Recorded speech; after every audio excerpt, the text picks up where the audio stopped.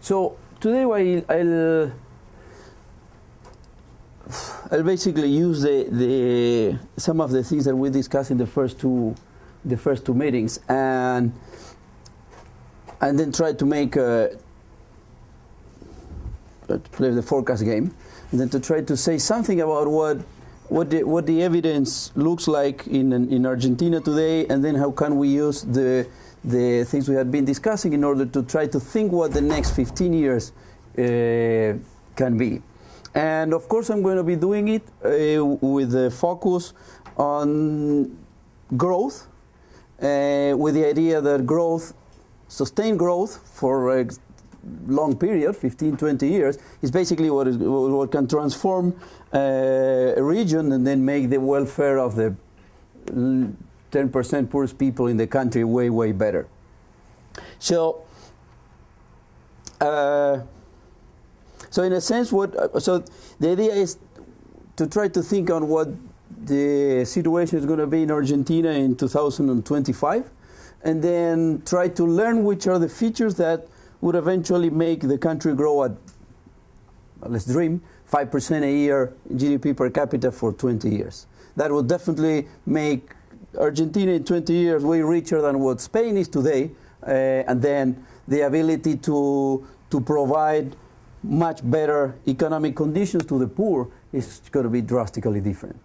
On the other hand, one can think of a scenario in which the next 20 years of Argentina's GDP performance look like the last 20, which means that then it's going to be as poor as it is today, at least relatively, and then the ability of the economy to give a better life to the poor people is going to be totally different. I mean, as bad as it is today. So I'll try to go to draw from the ideas that we discussed in the first two meetings, and then look at what the evidence looks today, and then try to look at some of the features of economic policy that could be making a difference today. So I'll just go through 2 or 3 of the plots that we discussed in lecture 1, and then I go through some of the conclusions that we obtained in lecture 2, and then I'll go to look at the details of Argentina's situation today. So in doing that, I will review the performance of the Argentinian GDP per capita of the last years. Some of it we already saw in lecture 1, and I'm going to repeat it today. Then basically what I'm going to do is to just make a forecast of Argentina's performance between 1960 and 2000 based on the simple model that we discussed in our lectures from the viewpoint of 1950. Okay, so I'm going to just assume we were having this discussion, but in 1950. Then I'm use the model to try to forecast what the performance of Argentina would have been from 1960 to 2005. Then I'm show you those forecasts, and I'm show you the evidence. That's what I mean by simulating Solo's model. Solo's model is basically the production function that we saw the other day, plus a rule for capital accumulation. And again, we'll review the idea that by accumulating capital, by just making investment grow, one can make the economy grow, as opposed to using the total factor productivity, the efficiency with which one combines inputs. Okay, so that's what I mean by simulating Solo's model. As I go through the pictures, I'll go back to the issues again. I just want to give you the broad picture of where I want to get to. Then I'll start telling you some budget constraint of the government, simple accounting stories. Okay, so basically the government raises taxes and then spends money and also has monetary policy, and I will relate these things in a very simple conceptual framework. And then I'll show you data on those, on the budget constraint of the main items in the budget constraint of the government. In the end, I will argue that basically bad fiscal policy can be, I cannot really convince you, but I'll try to provide evidence that suggests strongly that bad fiscal policy has been the main responsible for the lack of growth in Argentina. Then I'll just, without giving you any numbers, I'll argue that that's a Latin American phenomenon. And then I'll go to what happened in the last 4 years or 5 in Argentina. I'll compare them with the previous period in Argentina of very high growth, which is 1990 and 1994. And then I'll tell you what are the differences in economic policy now from what they were there, and why these differences might be important. Okay, so first two topics today is just to review what we have done in terms of growth and the conceptual framework, and then I'll go through the Argentinian experience of the last 40 years. Why is that an important exercise? Well, these are, I'm just showing you, again, the first two plots we saw in the first meeting. This is the Latin American experience from 1935 to 1971. I have here, I guess these are 7 Latin American, large Latin American countries. The black line is the average. This is GDP per capita in all the region relative to the US. And then for the different colors, you have different countries. So the 4 countries here are Brazil, Peru, Colombia, and Mexico. And the 3 countries there are Argentina, Chile, and Uruguay. So basically what you see is that a tendency to go down by a little bit on the top, a tendency to go up by a little bit on the bottom. That means that the average, the Latin American average, has been growing up for over time by very, very, very small amounts. Now, the whole thing changed dramatically from 1970 on. So if we look at the last 30 years, well, this is pretty much the experience. The Latin American average went down, and pretty much every country went down, except Chile. Chile is the yellow one, which has been growing a lot since the middle 80s, but basically catching up everything that had lost from the early 70s to the middle 80s. Okay, so this is basically, I want to concentrate on this. This meant that if you go to the best year, by the late 70s, the average of Latin America was 1/3 of the GDP per capita in the US. If you look at now, we are around 23, 24%. So this was 10 percentage points of lagging behind the US. Okay, so when I look at even though this picture is pretty bad, I'm going to concentrate on this one, which is even worse. Okay? And note that particularly it's after the late 70s, this is a few years before the first debt crisis, that then the Latin American countries do very poorly for over 20 years. Again, for these 20 years, the exception is Chile, which in a sense is going to feed my logic. So the one I will concentrate now is the blue line there, which is the Argentinian experience.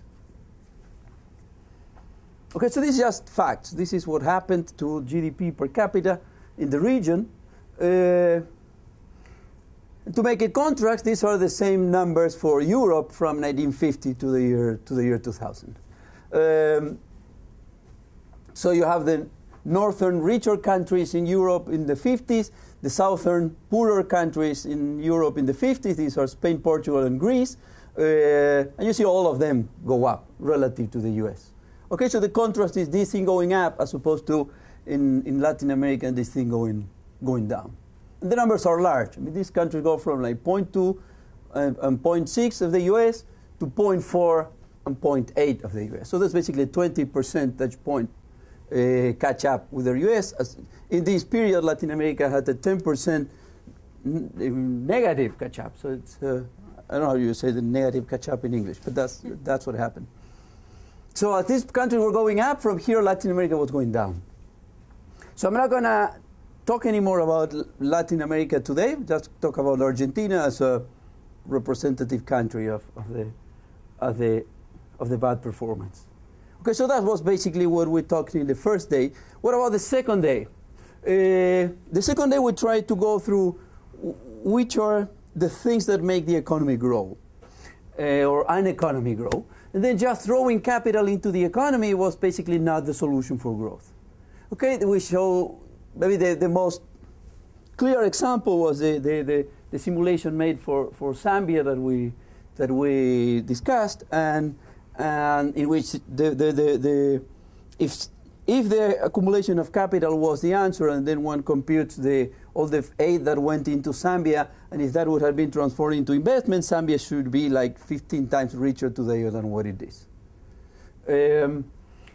So as opposed to that, we argue that it was basically TFP growth. It's the ability of an economy to be more efficient than just accumulating resources, what makes GDP per capita grow a lot. So in addition, when the economy becomes more efficient, then there are further incentives to accumulate capital. So there's going to be like a natural incentive for higher investment rates when TFP grows. But the engine that makes the economy grow, or at least the engine that makes economies grow, when one looks at the economies that grow, is basically TFP growth. How efficient the economy becomes in using the resources. And then, by the end, we went through some evidence of the US in which I was showing that when one looks at the total efficiency of the economy, that's like a very smooth number.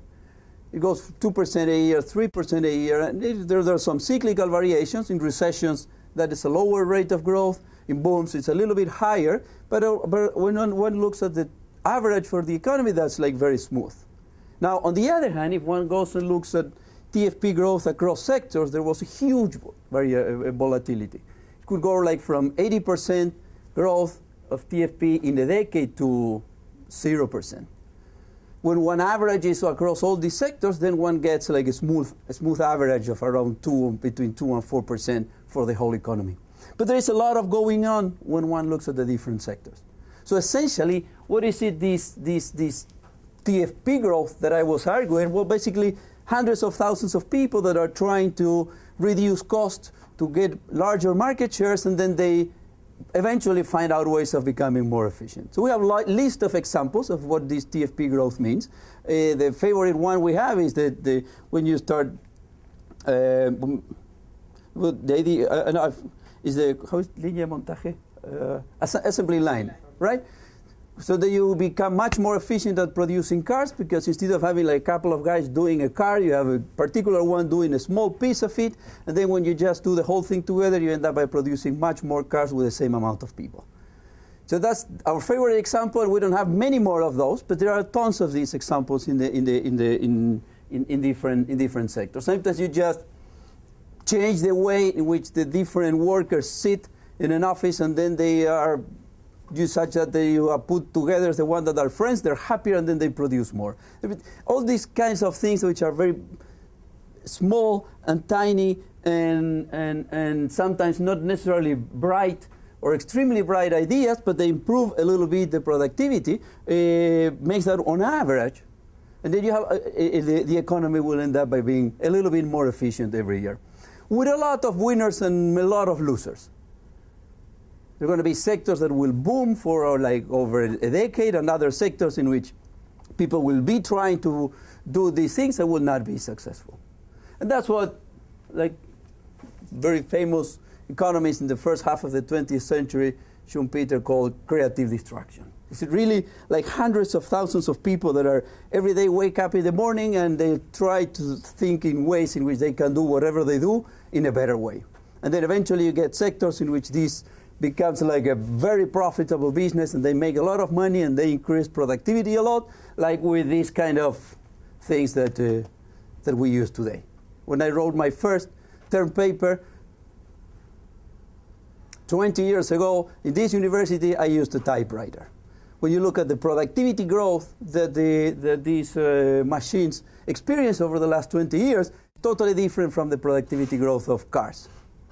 Cars are pretty much the same. Now they come with GPS, but if you know the city, that's not such a big deal. Okay? So there's a lot of differences across sectors, but when you have this army of people that they're basically trying to lower cost every single day, after a year, when you add up for the whole economy, there is a lot of heterogeneity, but in the economies that grow, that accounts like for 3-4% increase of total productivity a year. I'm going to argue that bad fiscal policies shut down these mechanisms in Argentina in the last 30 years.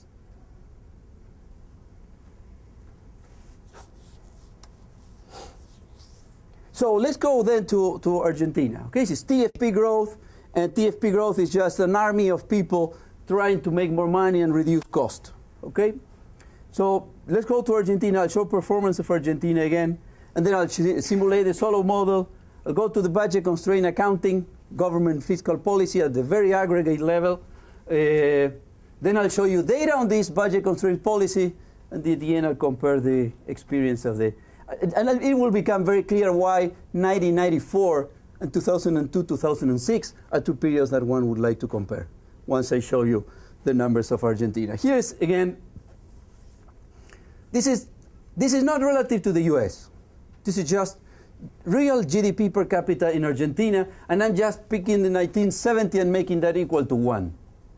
Okay, so when this goes up, it means that GDP per capita is growing. When this goes down, GDP per capita is falling.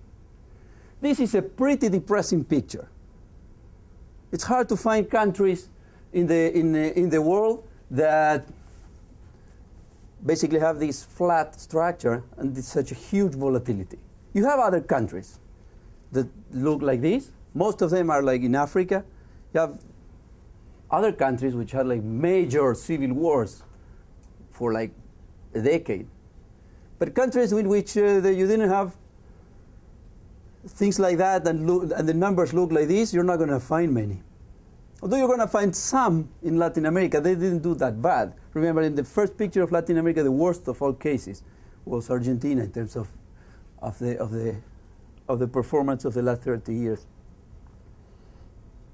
So what basically goes on? If you go from 1970 to 1980, I mean, this kind of grows a little bit if you look at the whole decade, but definitely not much. So there's like a little bit of an upward trend. This is 1980, so from 1980 to 1990, this basically, this goes down, okay? This is like an awful decade.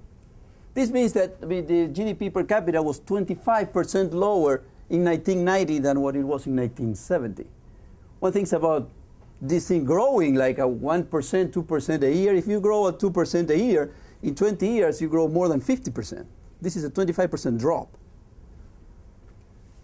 Then in 1990, this grows a lot until 1998, with an important recession here.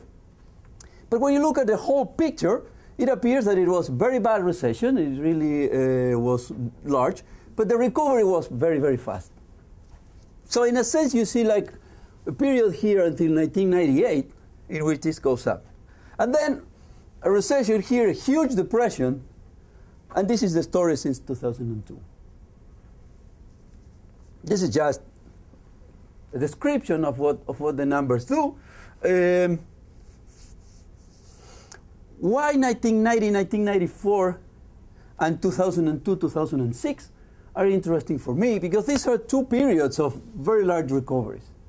Then there was a financial crisis here in 1995. But when you look at this thing here, and this thing here, that looks like pretty similar to me. And then I'll come back to that. Okay, so they're basically the only two periods. Well, we could also argue about 1996 and 1998. That definitely could go that way. But basically, we have only these three periods of very high growth. So, of course, the question is whether this thing is just going up and will stay there for another 10 years, going up, or if we'll keep on going around this straight line. That's what we would like to know. We want, but we'll guess. We'll make our best guess. I'll make my best guess.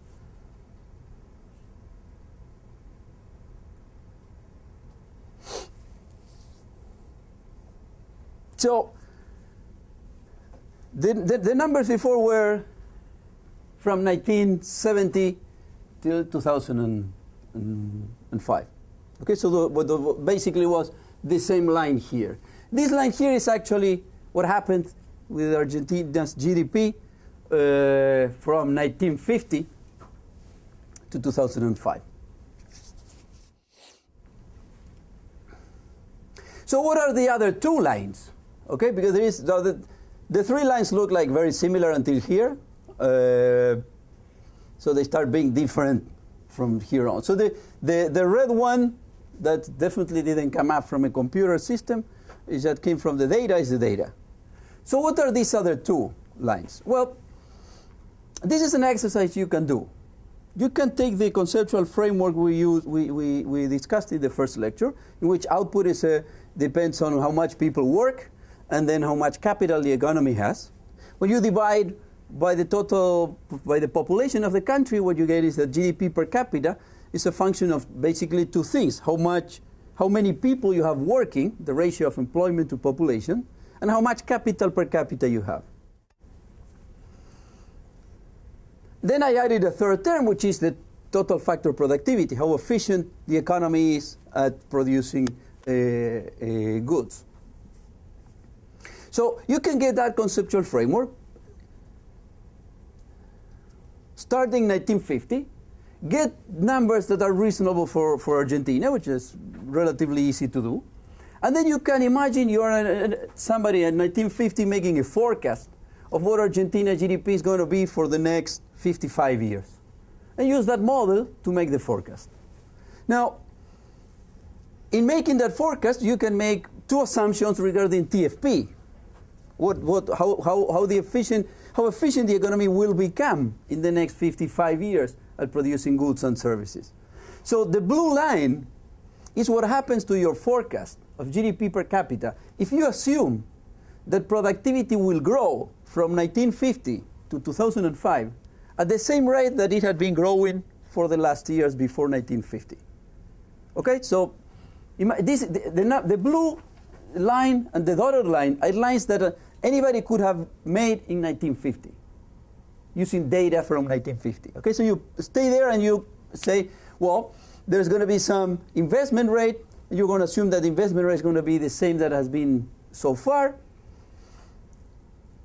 But then you have to take a stand on what you think in 1950 productivity will grow from 1950 to 2005. And here I'm working with two different assumptions.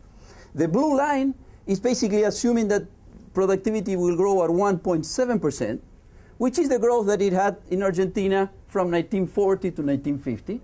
So it's basically as if TFP in Argentina would have keep on growing as it had done in the 40s for all these 55 periods, then the blue line is the forecast. What forecast is the dotted line? Well, the dotted line, is the forecast if I assume that productivity does not grow at all from 1950 to 2005. So in one case, I'm assuming productivity grows at 1.7% a year. In the other case, I'm assuming productivity grows at 0% a year. Why do I like this picture? Basically for two things. If you look at the forecast until 1975, basically we're pretty much on target. In a sense, this plot is telling me that until the mid-70s, the Argentine economy pretty much behaved as it had behaved before. Okay? This is until 1975. I'm going to go back a few plots.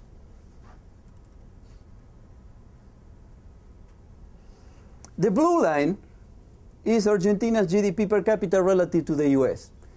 In the 30s, it was around between 50% and 55% of GDP of the US. And by the early 70s, it was pretty much on the same level. It grew as the US. It's not great. I mean, many economies grow much faster than the US, particularly the poorer they are. And of course, there are variations over time, but over all this period, you don't see like a very poor performance as you see starting in the middle 70s on. Okay, so basically the model that I've shown you here, that I'm simulating, is telling you a story which is totally consistent, which actually you could have told in 1950. And it's totally consistent with the numbers I showed before. Until the middle 70s, a model that says nothing much changed in the Argentine economy from 1940 or 1930 to the mid 70s will do fine. But something happened here. Now, if you accumulate whatever happened in the middle 70s until 2005, we're making actually an amazingly perfect forecast of GDP per capita in 2005 under the assumption that productivity grew at 0% a year from 1950 to 2005, which basically means that the productivity level of Argentina today is the same productivity level that in 1950. Of course, that's not true that it was always constant, because for half the sample, it grew at around 1.7%. But then it dropped, such that today we have basically the same TFP that we had in 1950. If you look at countries like Korea, this TFP grew like at around 5% a year, pretty much since 1960. If I put 5% a year, this is going to be third homes for everybody.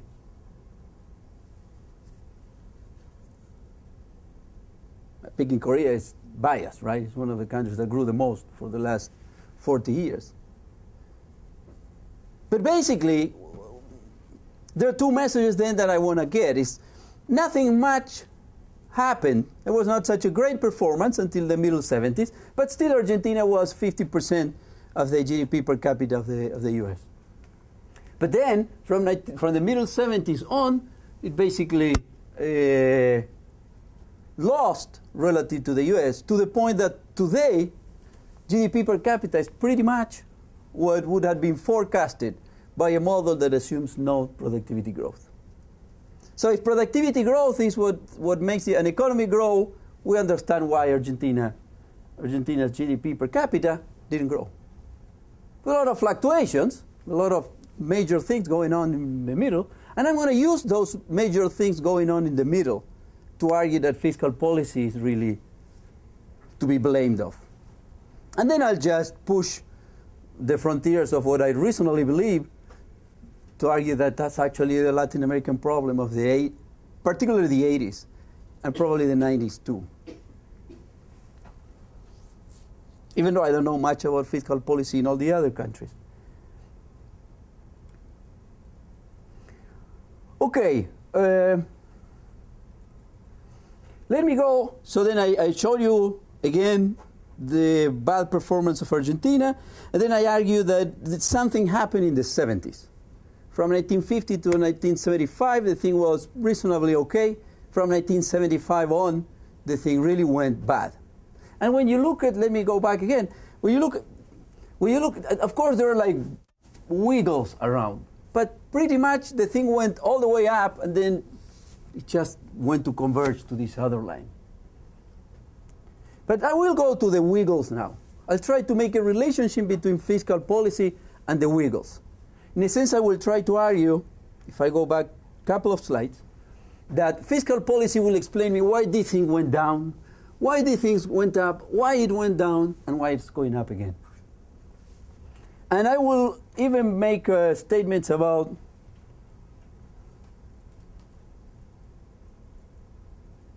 from like the traditional theory, we would argue that today in Argentina there are a lot of what we call microeconomic distortions, like price controls and things like that, just for the sake of making statements simple and eventually provocative. I'll say that's totally irrelevant relative to other things that are also going on in the economy. So in order to be able to get there, let me go through a very simple accounting exercise. I'm going to call this the budget constraint of the government. I'm going to call G whatever the government expenditures in every single year. And then I'm going to call T what is government revenues, taxes. Okay? So G minus T is basically what we usually call the primary, when that thing is positive, we call it the primary deficit. Right? Like now, I guess, probably some of you can correct me if I'm wrong, expenditures in the US are large because there is a war in Iraq, and they're larger than revenues. Okay, so something else must happen, right? Because the government needs to raise the money in order to pay for that G. B, capital B is going to be government debt. All the T-bills that are around the economy, and the government has to pay an interest rate on those T-bills. Okay, it's the interest on the debt. So actually, in this year, what the government will have to pay is going to be whatever is spending above the tax revenues plus the interest on the debt. Now, how is the government able to spend more than what it collects, and on top of that pay interest on debt? So forget about the last term. It borrows more. Right? That's the way actually we also do it. If we want to buy a house and whatever we spend is going to be much more than our income on that year, how do we manage to buy the house? We get a mortgage. So if you forget about this fourth term, actually the second term on the right-hand side, this is a totally standard budget constraint which is common to each one of us. Right? If we actually want to pay debt, how do we do to pay a mortgage every period? That means that our debt at the end of the year is going to be lower than the debt at the beginning of the year. That means that the term on the right, again, forget about the MT plus 1 minus MT. The term on the right has to be negative. Well, that means that you have to take part of your income and then consume less than your income, so you're going to have something to pay for your mortgage. Okay, so this is basically, and then why do you have to pay more than the actual money they give you? Because they are going to be interest that accumulate over time, right? So that's the term BTRT. So the more you go into the future, the lower your debt is going to be. So the first three terms are absolutely standard and normal. Now, when we're talking about the government has a difference, many differences with each one of us, but one of them that they issue money. They print money. They are the only ones that can print money, at least legally. Okay? So that basically means that, well, if you have to finance a war and maybe people is not really buying T-bills, then you can just print dollars. And then bring those newly printed dollar bills and pay your soldiers with those dollar bills. So basically the government has this additional term, which is the revenue that it gets from printing money. Now, what's the problem with printing money? That when you print a lot of money, then you have a lot of inflation. That's why most governments try not to use the printing money source of funding for government expenditures. Okay? But some countries eventually did. So what is important from this, for this equation? If the left-hand side of the equation is positive, by this I mean you're spending more than your revenues, then the right-hand side has to be positive, which basically means that when you run a deficit, either you're borrowing, which means your debt is going up, or you're printing money. So if your fiscal policy is going to be such that your left-hand side is positive for like many years, either of the two things, the following two things must happen. If you use money to finance the deficit, then you're going to create a lot of inflation. But if you don't use money, then your debt will grow up over time. We don't have the printing money side, so in our case, it would only be debt going up over time. If you have a lot of debt, well, that means that you've been consuming much more than what you have been generating, which means that eventually you have to start changing things such that you save to pay the debt. Well, the government has an additional alternative, which is printing money. The problem with that is that it generates inflation. So large budget deficits imply either high inflation or increases in public debt. Is this like a huge problem? Well, if it's well managed, no, it's not. Every time the US had a war, including the Civil War, by the end of the war there was a huge amount of debt. Because typically when you're spending a lot of money to finance a war, you don't want to be like raising taxes at the same time, so you issue debt. Then if you look at the years after the wars, there were basically budget surpluses, such that then they would be paying the debt. So in general, it's not a particular problem to have a budget deficit at a given period, but a budget deficit today means higher taxes in the future or lower government expenditures in the future. So you pay for that debt. And then an alternative, which in Latin America was very popular in the 80s, is to print money and then create inflation. if you go from 1969 to 1991, in that 20-year period, the Argentinian central bank took 13 zeros out of the currency in different periods of time. That means that I don't even know how to call a number which is a 1 and then 13 zeros on the right. But 1 peso of Argentina today is equivalent to that number of pesos in Argentina in 1969. Okay? Very high inflation rate for very long periods. And that was basically large budget deficits financed not with debt, but with money. Why? Well, we can talk about that, but before that, let me show you the evolution over time of the left-hand side of this equation. I'm going to show you the deficit plus interest on debt, divided by GDP. If I tell you like millions of dollars, we wouldn't know what that means. So I'm going to tell you relative to what's the total production of Argentina, how large was the left-hand side of this equation. And that's the number. Numbers here are the fraction of GDP. So like when you read 6, that means 6% of GDP. They have to take into account that in Argentina, government expenditures over GDP are like 25%. So if you have a 12% deficit, means that you are spending twice as much as what of your tax collection. This is from 1966. This is 2005. So, as you can see, and actually, these are numbers I constructed a couple of years ago. But I was talking to an economic historian for Argentina a couple of months ago, and I was telling him how this graph was, and he told me, and then I was telling him, look, this from 1966 until 2005, we never had a surplus larger than 2% of GDP. And actually, this is 2004, this is 2005. If you look at 2006, it's going to be even a larger surplus. We never had 3 years in a row of surplus. And according to what he was telling me, since 1950 until these last 3 years.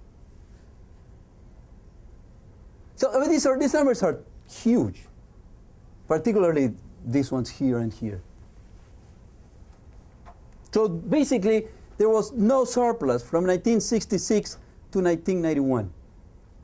This meant that either there was inflation or the government was accumulating debt, or both, a little bit of each. So using this budget constraint, I can tell you a very simple macroeconomic or fiscal history of Argentina. From the 60s until 76, like if you look until this year, basically the economy was closed. There was no access to foreign debt. The government wasn't totally unable to issue bonds abroad.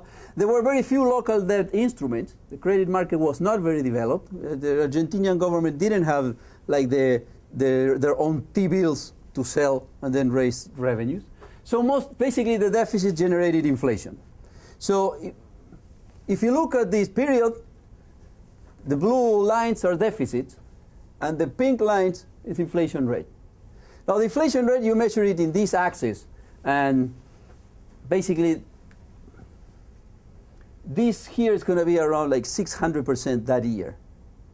That pink there up is going to be like 2,000%. This is a logarithmic scale, so I mean, this is huge. That's the only thing that matters. I just want to show you what's the evolution over time of this variable relative to the deficit. So until 1976, basically the deficit was generating inflation. Now, from 1976 to 1983, the economy was open. There was access to foreign credit markets. The Argentinian government borrowed a lot of money, up to the point that in 1983 there was a debt crisis, and also there was a banking crisis. All banks were bankrupt, basically. And the Argentinian government declared default. At the same time, I mean, Mexico declared default, Brazil, Uruguay, this is why it's called the debt crisis. Bolivia too. Many Latin American countries had the same evolution from the middle 70s till the early 80s.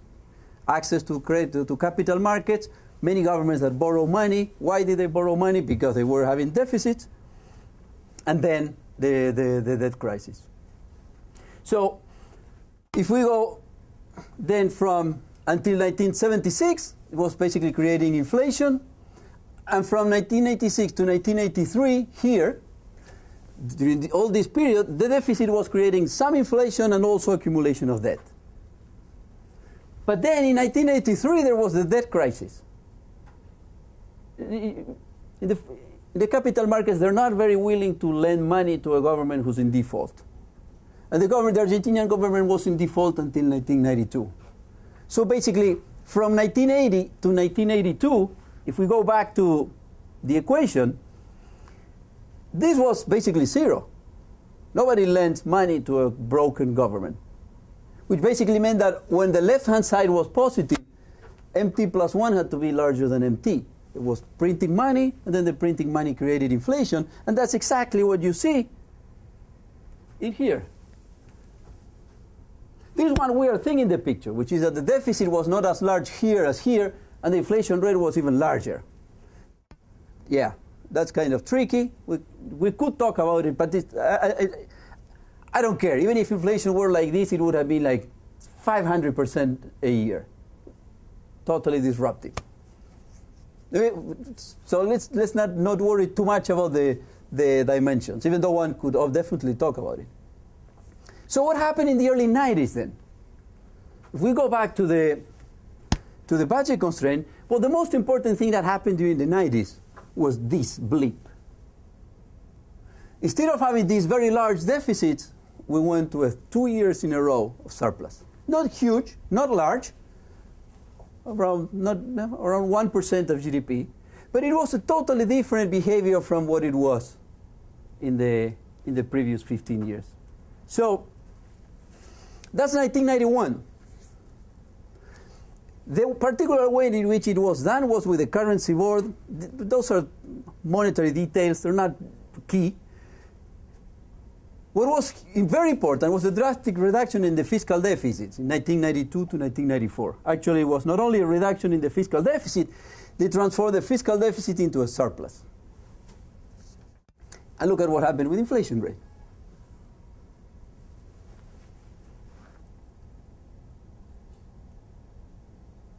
Now, what happened then from 1994 on with the deficit? Well, let's go back. The deficit went down, was a surplus for a couple of years. In 94, it broke even, and they started running deficits again. Now, look at what happened with inflation rate. Well, that was convertibility imposed. Basically, the convertibility meant that the printing money was not a possibility anymore. So any deficit had to go to accumulation of debt. So all this going up of the deficit here meant increases in the debt. So this is the gradual deterioration of the deficit till 2001. By 2001, the fiscal deficits increased the debt to levels that were unsustainable. December 2001, the government declared default, which pretty much was already discounted by all credit markets.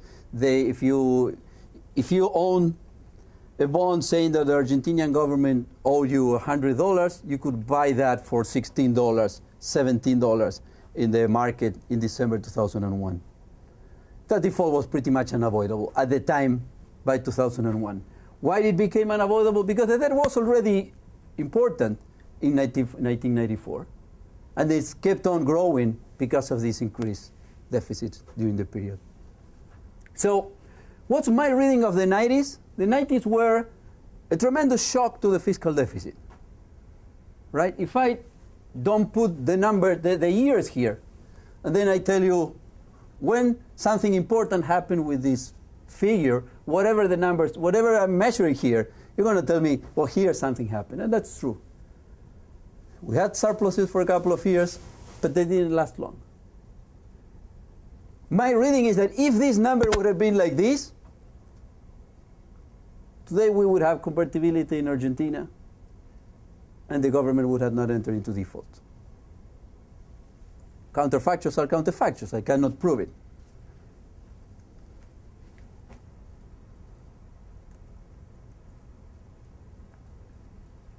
So let me go back then.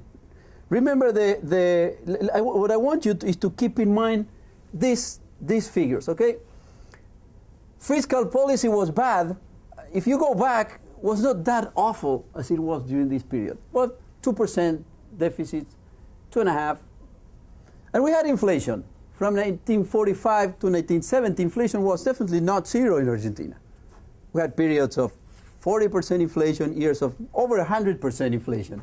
But again, this is like 600, that's like over 2,000 in a single year.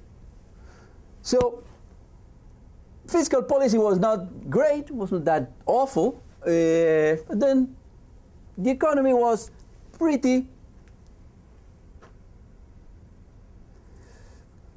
It didn't have the volatility that it had during the 80s.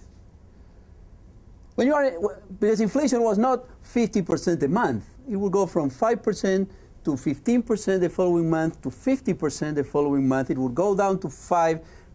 So the macroeconomic uncertainty that there was in the economy was totally huge.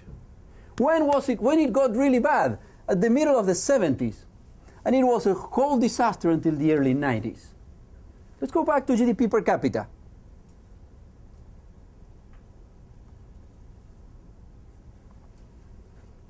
Middle of the 70s to the 90s. What's the relationship with TFP growth? Well, imagine you're trying to design a plan for you have a factory, you have 16 employees which are just producing, I don't know, you make shirts.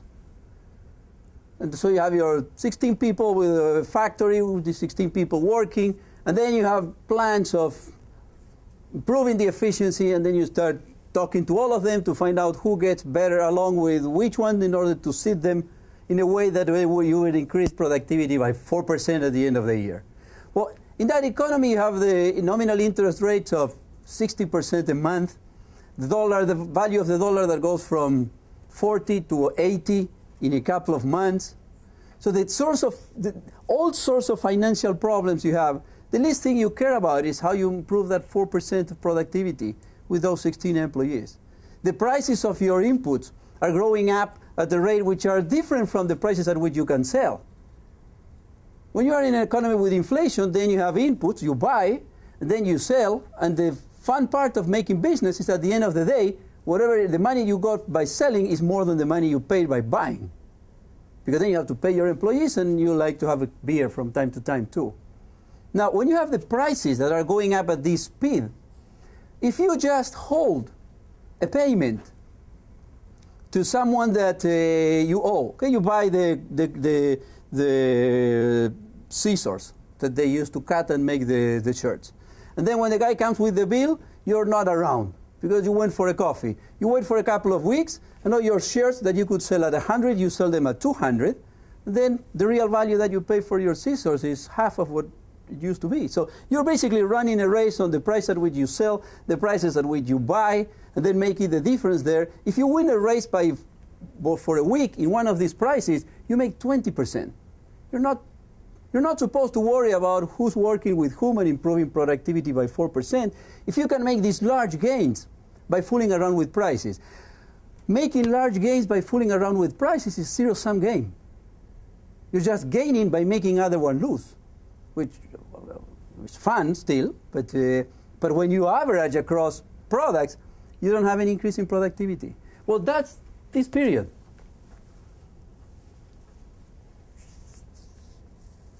Now, huge change in the fiscal policy. Looked like everything was much better, right? You go checking the numbers, and you see, you had an average of above 4% of GDP. There was not even, until the year 2000, in which it was already pretty bad, the deficit had never been above 2%. If you look to the year previous of 92, there was only 1 year. You have to go until 1970 to find another year in which the deficit was below 2%. So suddenly you have a whole decade in which you are below 2%. So it appears like a huge change in fiscal policy, and it was. Just wasn't enough. The change had to be even larger. This thing made the debt problem show up again. But for many years, it appeared that as it was going fine. And then the economy just, boom. It wasn't fun anymore fooling around with prices. October 96, the price of the scissors was exactly the same as it was in March 92. Most of the world is used to that, but not in Argentina in the 80s. That was not, the way to make money here was not increase productivity at 6% a year. It was just to buy dollars at the right time and sell them at the right time. You may think this is not the case, but I'll tell you, I'll give you one experience which I know because it happened to me. There was a crisis here. 95 was a tough year. It was also actually a macro crisis. Some people could relate it to the fact that the fiscal policy started deteriorating exactly in 1994, but probably there were other causes too. And these things are not good, but I don't worry too much about those. If you look at this year, it was pretty, if you just make a projection here, this was just a problem for 2-3 years. I mean, that's bad. Unemployment went from 12 to 18%. A lot of people had a very bad time. But when you consider what the economy is 20 years from now, well, you're going to have masses of people going from poverty to a more decent life. And then, but during all this period, there was something behind. And that something behind was this thing piling up. Debt, and here, 2002, actually was December 2001, was the debt crisis, the new default. And here we went down the sink again. Now, what happened from 2002 on? Well, oops. Fiscal surplus in 2000. Actually, this is 2003. So 2003 was already was balanced. 2004, 2005, 2006, we had been running at surpluses on average over 3% of GDP, and everything looks like 2007 comes exactly the same way. That will be 4 years in a row with surpluses, totally unseen in Argentinian macroeconomic history for decades.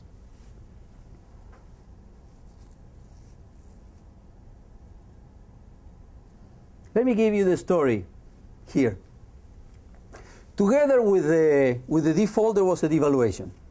The devaluation was a significant thing because there had been hundreds and thousands of devaluations in Argentina until 1991. In 1991, there was a new currency, and then there was a convertibility rule, a currency board, which basically said that the new peso was going to be equal to $1, and it kept it until 2001, fixed for that 10-year period. Actually, it lasted a little bit more than 10 years. So by the year 94, we had a lot of confidence that this convertibility was solid and that it was going to last for years. So the banks started making loans, mortgages. What do you mean starting making mortgages? Well, the banks don't lend you much money to buy almost anything when inflation rates are 40% a month. So if you had to buy a house, you had to save for 20 years and then eventually buy a house. By the 94, 95, it looked like inflation was definitely a matter of history, so banks started making loans. And then they would make loans in pesos or in dollars. It didn't matter, right? 1 peso was the same to a dollar. Of course, there was always the risk of a devaluation. But the risk was so low that the interest rates were almost the same. They were a little bit higher in pesos. So when I bought a house in 97, I took a mortgage in dollars. Then paid my mortgage every month, as every good citizen does. It was a 10-year mortgage. You don't get 30-year mortgages in Argentina, but a 10-year mortgage. So by the year 2001, I had paid 4 years. I still have 6 more years to go.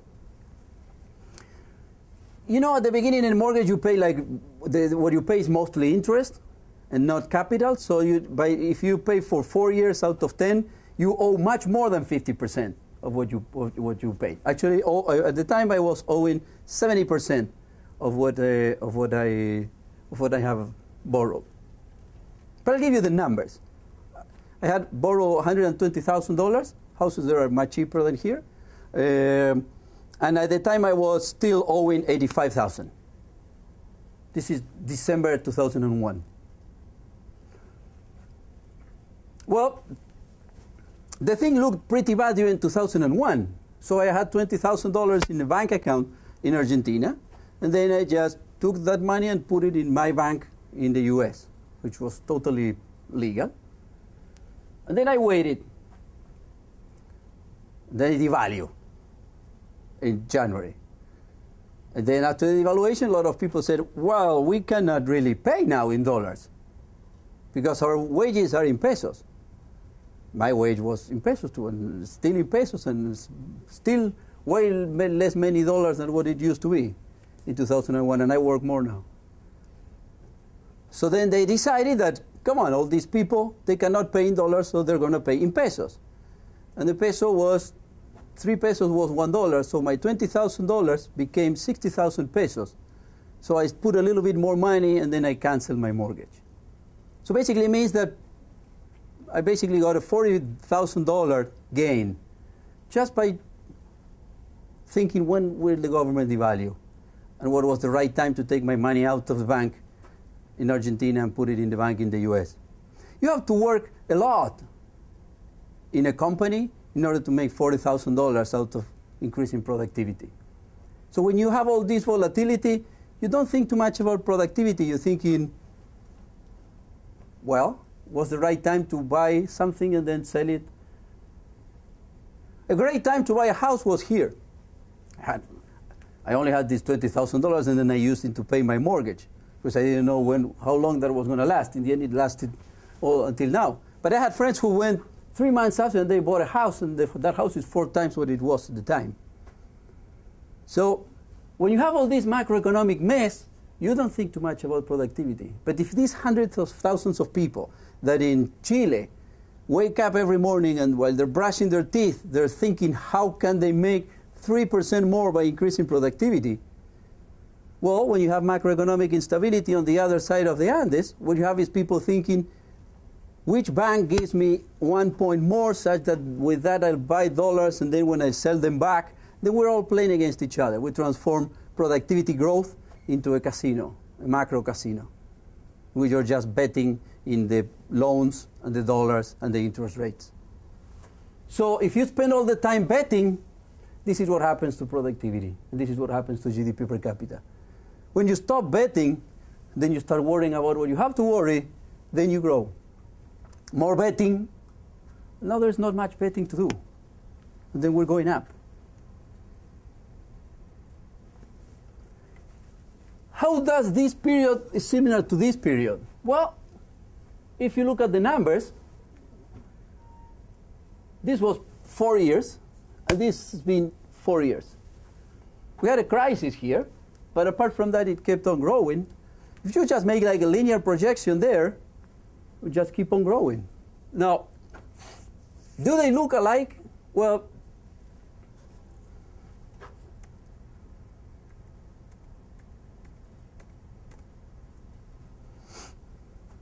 what are these 2 lines? This is GDP per capita for Argentina, 2 different periods.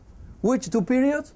Right after, well, a little bit before convertibility, but when the economy started, convertibility came a year after the major stabilization. So this is from 1990 to 1994. And I'm comparing it with the period 2002-2006, which is right after this crisis. So we had a major crisis in the late 80s. We have a major crisis in 2001. So I'm starting period 0 here at the bottom of each of these crises. So if we go back,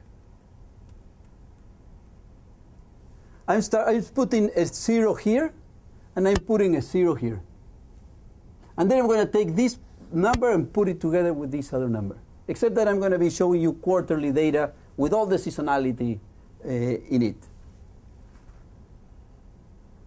So basically, but essentially the plot I'll show you is as if I take this thing here and I move it all the way here.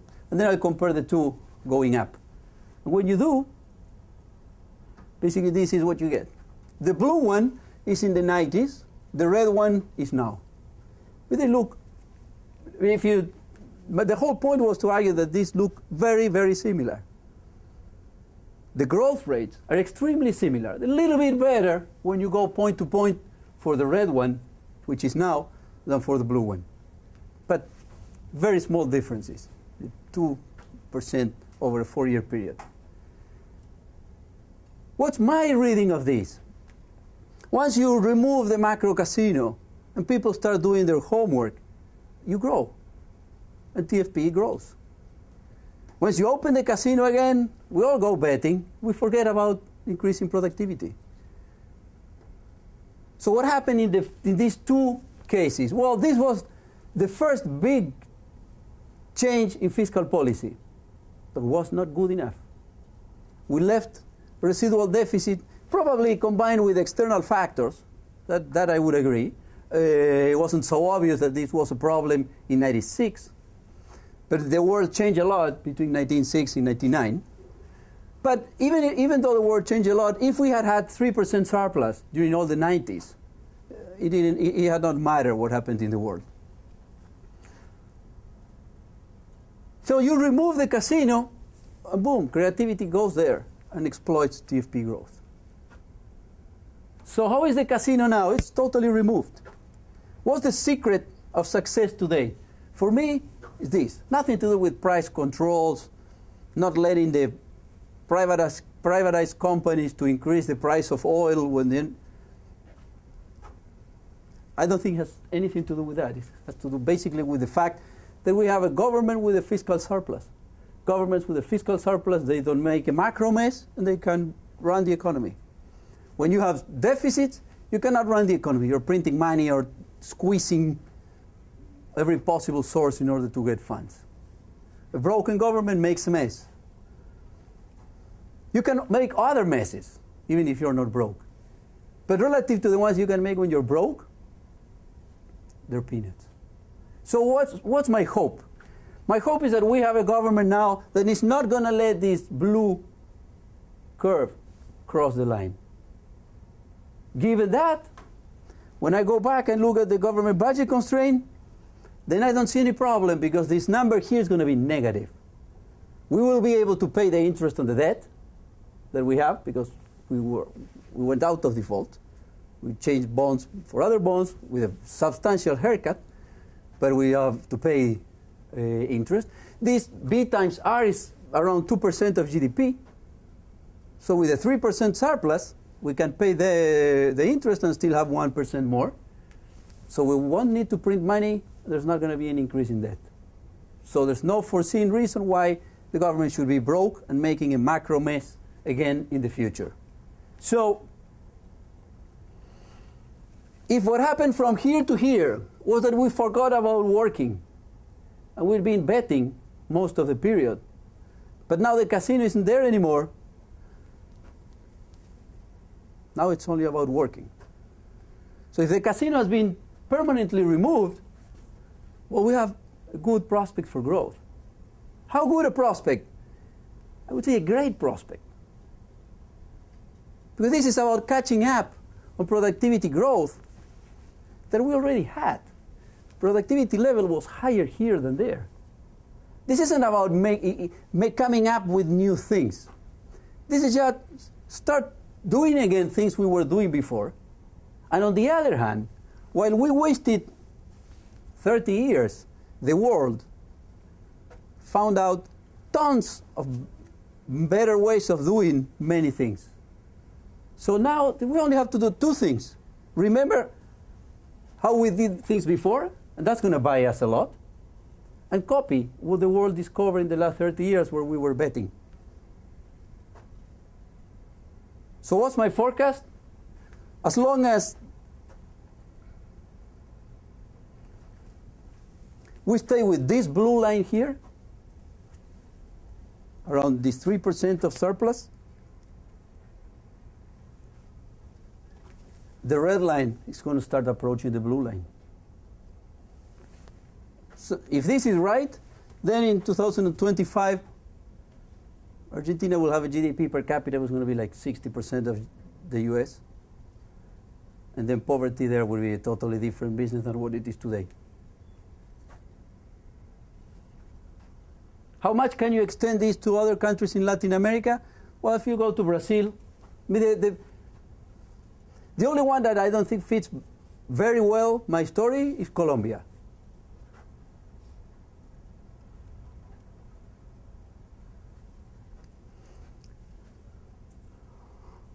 If you look at Chile is the yellow one. Very bad fiscal policies until the middle 80s. Amazing fiscal policies from the middle 80s on. Chile today practically doesn't have any debt, the Chilean government. Chilean government was the only one that in the early 90s didn't go to the Brady Plan. The Brady Plan was a plan that Mr. Brady developed that basically meant, okay, we have all these guys that are not paying the debt because it's too large. If we tell them, okay, instead of for every $100 you owe, pay us 70, then they will start paying. Chile didn't need that, because by the time Brady came up with his idea, they were already paying the debt without any discount. And today Chile doesn't have any debt, government of Chile. And that happened in the middle of the 70s. What about Brazil? Awful fiscal policies. Had inflation rates not as high as Argentina, but lasted longer. The last spike they had was in 1995. What about Peru? Well, there are 5 countries which really did bad in terms of fiscal policy and inflation in the 80s. Argentina, Peru, Bolivia, Brazil, and Chile. Chile was in the 70s, not in the 80s. The only one that doesn't fit well my story is Colombia. And Colombia didn't do great either. Maybe Colombia has some other problems. I'm not very familiar with the fiscal data on any of these countries. Some of it is not really, it's not easy to, you have to work deeply into the data in order to get numbers that you can compare across decades. But if you look at the whole Latin American region in the middle 70s, fiscal policy basically became awful. And it stayed awful until the middle 90s. And this is a period in which the whole thing went down the sink. That caused 10% of gap between the GDP of Latin America relative to the US from the beginning of the decade to the following one. But this is, talking about these other countries is much more hand-waving. I don't have the same plots I showed you for Argentina for the other countries. Now, look, fiscal policy looks much better today, not only in Argentina, but also in the region.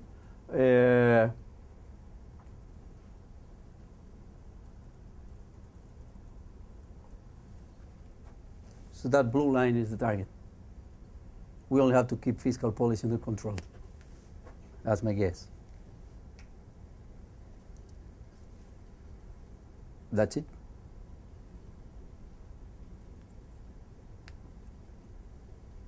Juan, how much you think is possible for good fiscal issue? Well, that's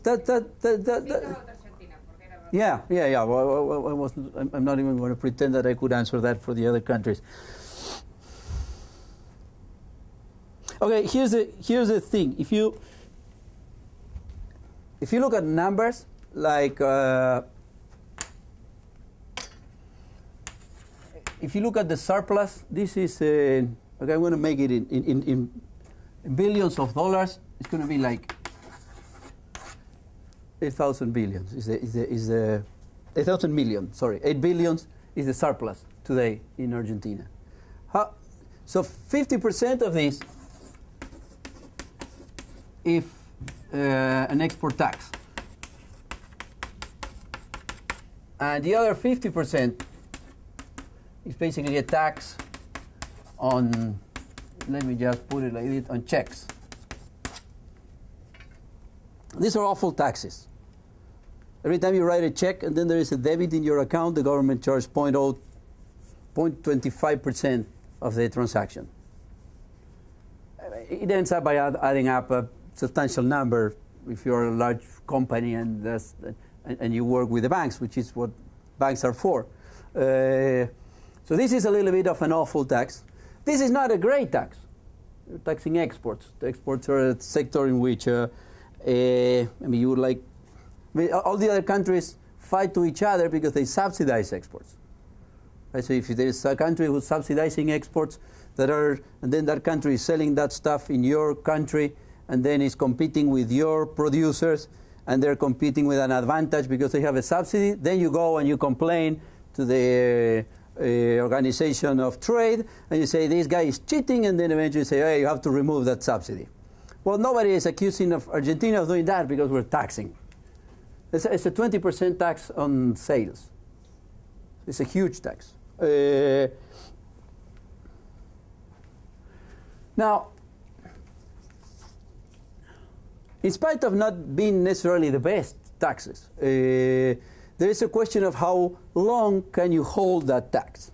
The reason why steel exports are booming in Argentina is because the international prices are very, very high, particularly now. So the fact that if the price goes up and the government puts you a tax, it is as if the price didn't go up. So the question is whether this tax could survive a drop in the terms of trade. And I guess not.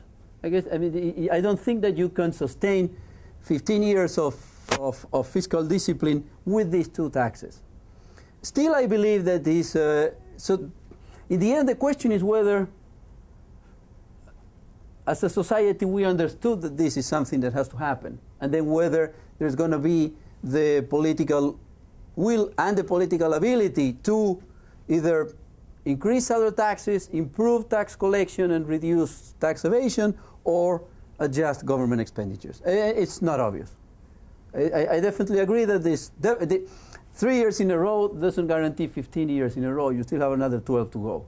And it definitely appears that the current tax structure is not, you can't sustain it for another 15 years. So it would definitely require thinking the tax collection differently in order to sustain this for another 15 years. I do think this, the good thing of this president, if one can find one, is that this 3-year history of surpluses is consistent with, I think, that over a decade of fiscal surplus in his province when he was a governor.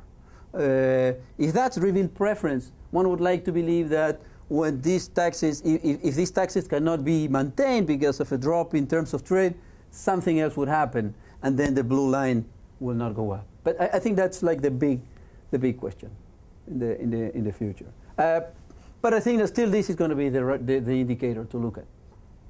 I think that as long as this stays around here with these taxes or others, prospects are going to look very, very good, because there's not going to be a macro casino. They will just have to do their work. How do you know the causality goes like that? I mean, how do you know it's not that something else is wrong and therefore the government has a deficit, and rather than because of the deficit, then GDP was not good? I mean, because it seems to me that deficit per se is not bad. No. So what is it about this deficit that Okay. makes it the cause of? There are two things. Are deficits bad? The answer is no. That's what we do when we buy a house and get a mortgage, right? Individually. There's no conceptual reason why that would be a problem for the government. And we see many experiences. I mean, not only a war, sometimes you have a natural disaster, and then the government decided it's going to spend money, and that's not a time to raise taxes at the same moment, so you just issue debt. And that's why government debt is useful. So I'm not saying there's anything intrinsically wrong with debt. But it definitely appears that in some circumstances it can be a problem if you end up by having an amount of debt that you just cannot pay. That's why you have Chapter 11. That's why you have bankruptcy procedures. Eventually, states of the world happen, and you were very unlucky for many periods, and then there's nothing wrong with getting a mortgage. That's why a bank gives you a mortgage. They come and check. Banks want people to pay. So you bring your papers. They say, well, let's see. They check on you. You look like a serious prospect. They lend you the money. 2 years after that, you'll divorce. You lose your job. You get a drinking problem for a year. Nobody gives you a job again, and eventually you lose the house. and the bank says, well, we're going to take the house. And it's not actually what they were planning to do when they gave you the loan. There may be bankers who actually love that. But most bankers I know, they don't like to sell houses. Their business is they charge you 8, they get money at 3, and that 5% is their business. Right? So there's nothing wrong with that. Now, when you are dealing with a government that in '83 defaulted and in 2001 defaulted, there seems to be a government with a structural fiscal problem, in the sense that two times in 25 years had to say, sorry, I cannot pay my debt. So there's that limit that naturally is around, that if you get very close to it, then that is a problem. Okay? So if you're already in large debt, deficits are bad news. If you don't have much of a debt, well, having a deficit is not such a bad news. That's one thing. So I totally agree with you. The other thing you raised, and I guess that's a deep issue. And I agree with you. I'm just fundamentalist about the thing. And the question is whether it's not that the economy went into problems and then the government had a deficit, which is actually reasonable, right? If you're taxing 20% of consumption, if you have VAT, which looks like a consumption tax, and that's 20%, and then the economy gets into a recession and then consumption goes down, well, your revenues will go down, and then you might have a deficit. Right? So that would be a way to think about it. And actually one can think in some periods, and I'll come back to here, particularly if you look at this thing going up until 2001, it's actually because the economy is going down. Not much because the government is spending more. Okay? So there is a little bit of that endogeneity problem. Still, I want to think that governments have to choose government expenditures, and that there is a principle for governments that they should not spend more than what they make, as that's a principle for most of us. So then, I'm not saying it's easy. It would be embarrassing for me to say it's easy, because we've been having all this mess, because in 30 years we were not able as a society to control the left-hand side of the equation.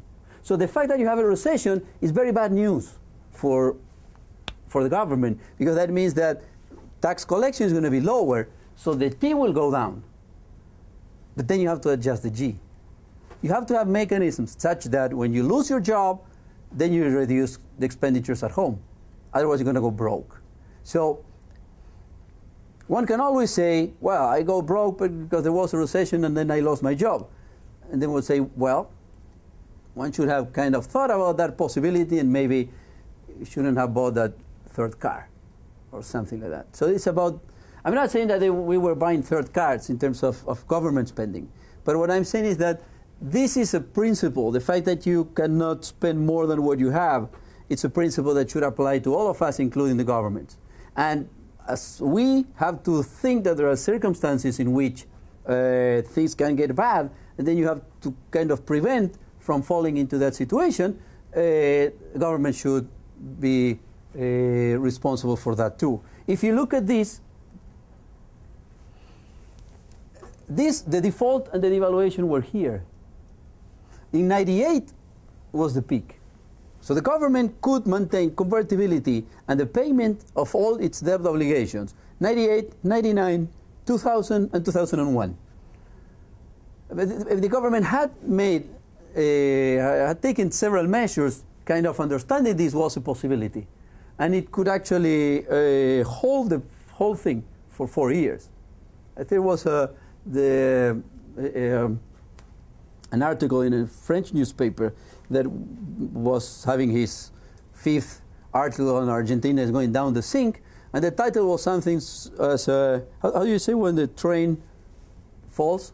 Derail. So it's the longest derail in history, because everybody knew the train was going to derail, but still wasn't derail. It really took a long time because the government had made. It's not that it was totally stupid. I mean, I don't want to suggest that. And if you see the numbers of Chile, you're going to see this blip here.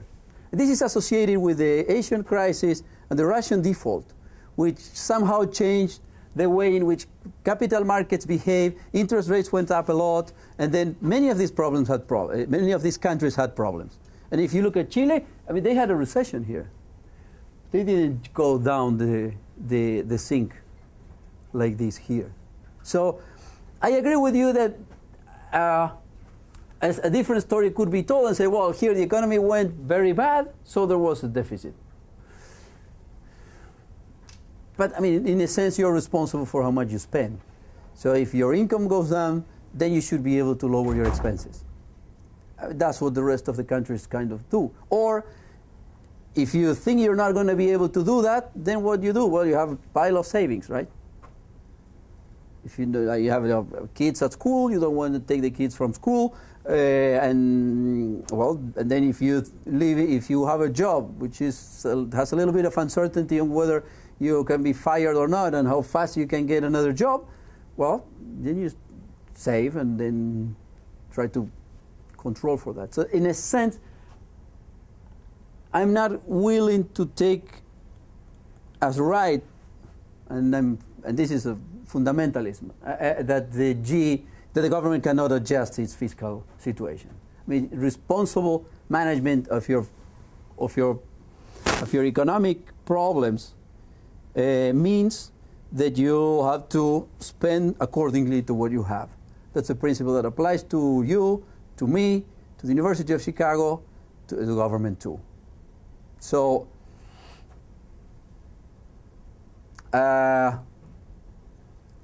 it might be very difficult, and I agree with that. But that's a problem that as a society you have to solve. Otherwise, the government goes bankrupt, and then you pay all this. Okay, thank you.